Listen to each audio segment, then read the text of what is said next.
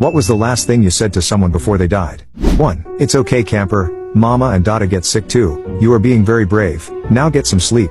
I love you. My 2-year and 9-month-old son, whose name was Camper, had the best day of his life on Saturday. 2 birthday parties, one at the beach and one at his cousin's house with great friends and family. The following day, he woke up with a headache. He was very smart and well-spoken and told us, my wife and I, that his head hurt in the morning. We assumed he was probably a little dehydrated and just not feeling the well from all the cake and party action on the previous day. My wife had to see clients that day, so I spent the day with Camper. We watched the movie A Bug's Life, but he was throwing up and napping throughout the day. I just thought he had a general sickness. My brother-in-law was a pediatrician at the time, so he advised us to make sure Camper stayed hydrated with some Pedialyte. We did that, then put him down for bed that night, which is when I said, it's okay, Camper. Mama and Dada get sick too. You are being very brave. Now get some sleep. Sweet dreams. I love you. And to be honest, I don't really know if I said I love you. I regularly tell my children that, but for the life of me, I cannot exactly remember. It feels better to think that I did, even though he knew that anyway. I told him a few times throughout the day that he was being brave, because he didn't cry or complain at all. He never woke up from that final sleep. We ended up taking him, unresponsive, to the trauma room that night. He had an undiagnosed brain tumor that I guess just slowly grew as he got older. Slow enough that his brain could adjust and we never once saw any symptoms. And finally, on that day, it ruptured an artery in his brain and that was the end of his very bright,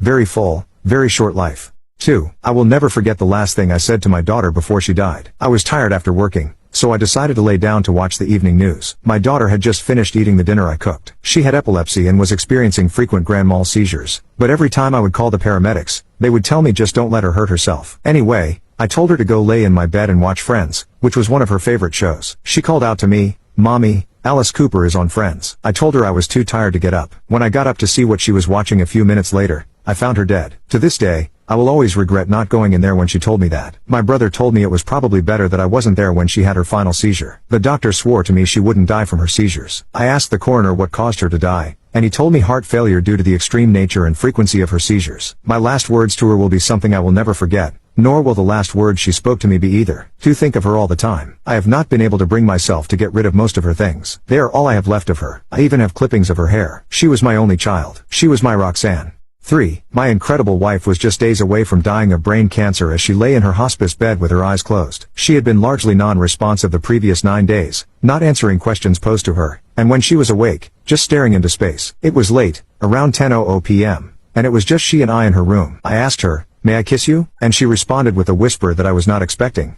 I had missed what she said. I repeated the question, this time with my ear close to her lips. Her response? Of course. I gently kissed her lips and she kissed me back. While it wasn't the last thing I said to her before she passed away 4 days later, it was the last thing she said to me, or anyone else. It was a gift that I shall never forget.